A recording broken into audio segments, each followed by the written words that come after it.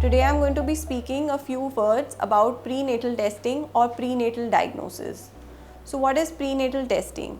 Basically it is the technique in which we test the unborn baby or the fetus for any abnormalities or possible genetic issues that the baby may have. So there are three common scenarios in the OPD where we commonly discuss prenatal testing with the couples. First is when there is a previously affected child or an adult in the family who has a diagnosed or a possibly genetic disorder in the family, and the couples are interested in knowing the chance of this happening in their baby. Secondly, we like to do prenatal testing or suggest prenatal testing when there is an abnormality in the ultrasound during pregnancy, or if there was an abnormality in the previous pregnancy and we want to know, the couples want to plan another child and they want to know if this will happen again or not. Sometimes we do it when there is an abnormal screening test such as the dual marker in pregnancy.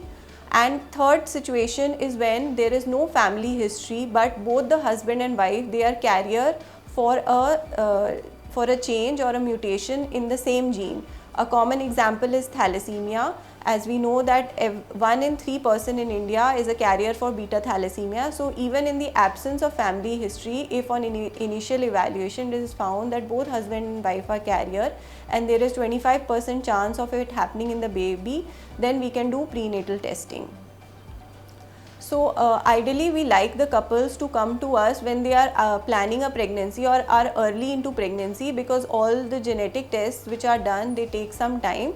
But yes, sometimes we do have couples who come to us later in the pregnancy and then we can still offer prenatal diagnosis to them. It is important to undergo genetic counseling before doing prenatal testing so that we can understand the disorder that we are testing for, how severe it is likely to be if the baby has the disorder, what are the treatment options available in case the couple decides to continue the pregnancy.